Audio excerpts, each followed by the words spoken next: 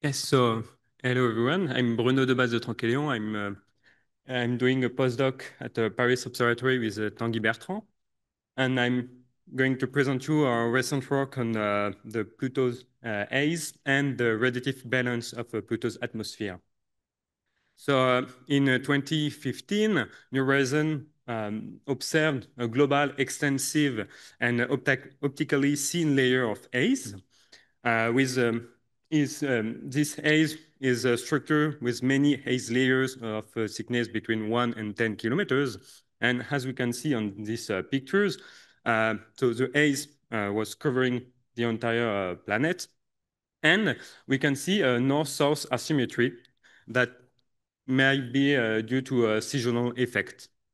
Um, the observation also show a Rayleigh scattering that suggests very small particles around 10 nanometers. And furthermore, the observation also show the haze more visible at high phase angles with a strong forward scattering and with a large high to low phase brightness ratio that suggests this time the presence of aggregate particles larger with larger than 100 nanometers.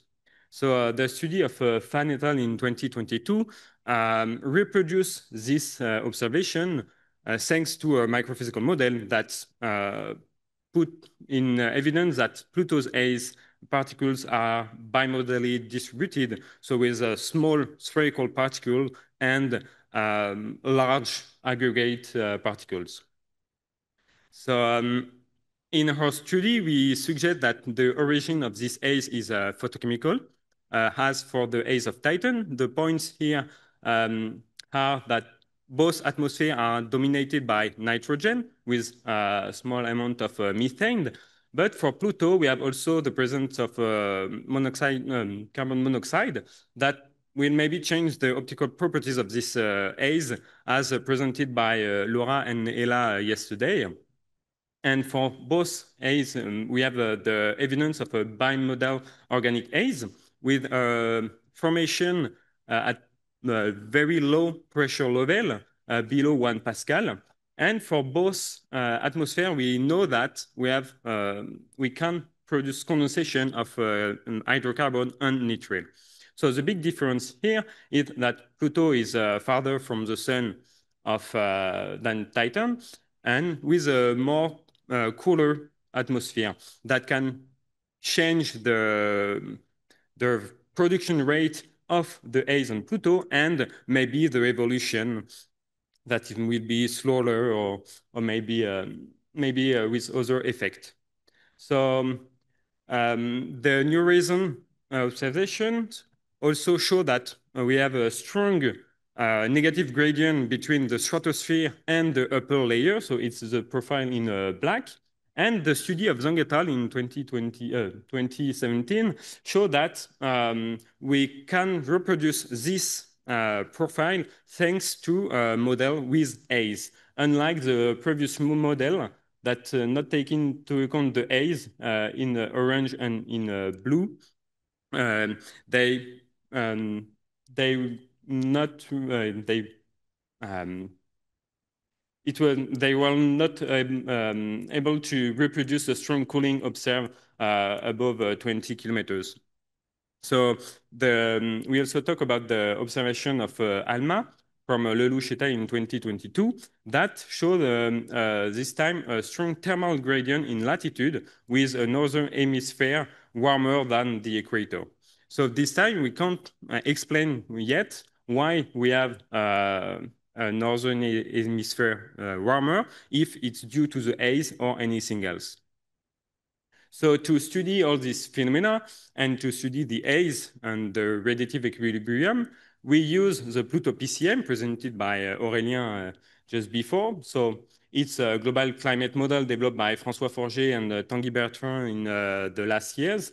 And we implemented in a microphysical model for a bimodal distribution of aerosol developed initially for Titan, and we adapted for Pluto. So the model will solve the equations that govern the evolution of bimodal aerosol population by taking into account the production, the sedimentation, and the Brownian coagulation.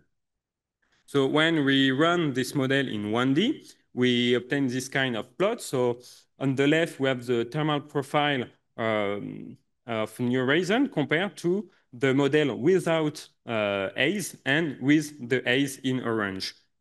So we can see that we obtain, thanks to the haze, the strong vertical gradient with the inversion of the temperature around 20 kilometers. And we found that the haze, the atmospheric hazes can explain Pluto's temperature profiles as it was shown before. Finally, we have also the heating and cooling rate. So in blue, also the model without the haze, in orange with the haze compared to the study of Zhang et al. And we find the same kind of result that the haze particles dominate the solar heating and thermal cooling by a factor 100 compared to the gaze, to the gases.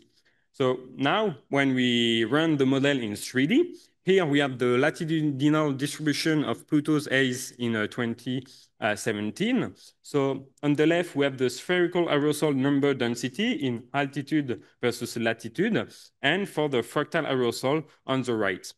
So we can see that we have the model predict the production of spherical aerosol in the upper atmosphere of the northern hemisphere, where the solar flux is the higher. And so I not mentioned the curve in black, which are the global circulation. So we have on Pluto circulation going pole-to-pole circulation from the North Pole to the south.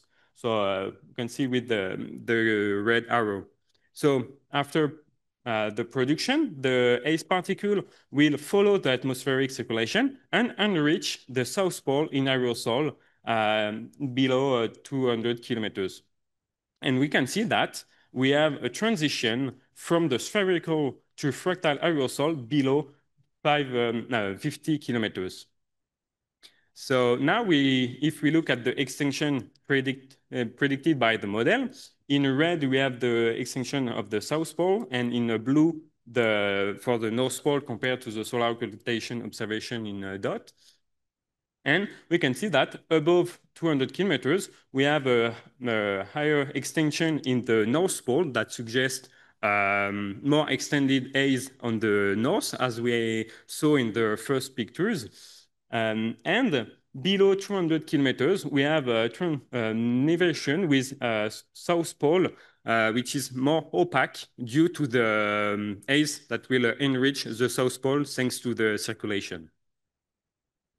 So finally, if we look at the heating and cooling rate in 3D, so on the left we have the solar heating. So because we are in the south polar night, we don't have any solar heating in the south. In the middle we have the thermal cooling. So we see a stronger radiative cooling in the south, thanks to the haze, because the haze will produce a strong cooling thanks to thermal emission. And on the right, we have the heating and cooling rate related to the dynamics. So you can see that we have an effective atmospheric mixing through the dynamics that will redistribute the energy in the atmosphere and produce this homogeneous temperature shown in the observation of ALMA. So it's a still work in progress, but in the region, in the square, we can see, so in the northern hemisphere, the presence of maybe waves below 50 kilometers that will hit the northern hemisphere. And when we look at the temperature, so in latitude, longitude, around 20 kilometers, so it's similar to the cut of the Lelouch map, we can see that we have a North Pole that is warmer than the equator. So it's still a work in progress, but we can see that maybe the haze will produce waves and produce heating of this region. So finally, we can go deeper in the comparison between the Pluto's A's and Titan A's.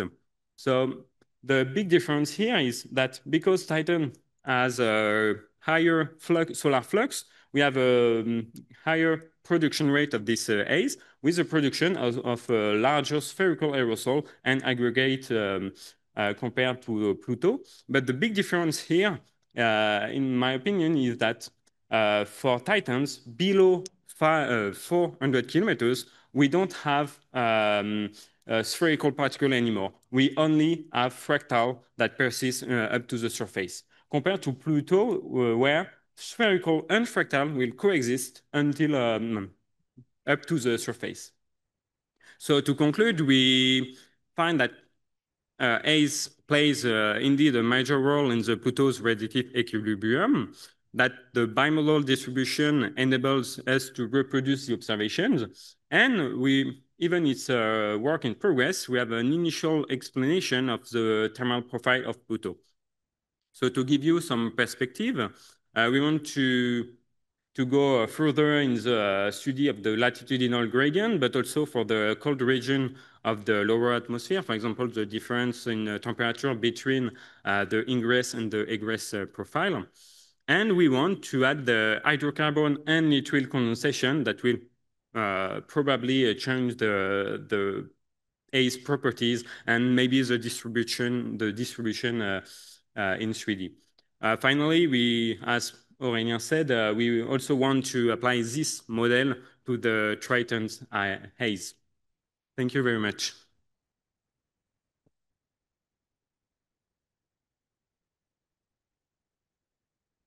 We have time for several questions, and I will start. Your slide showing the dynamical heating rate, is that mostly advection, or is there some other large component?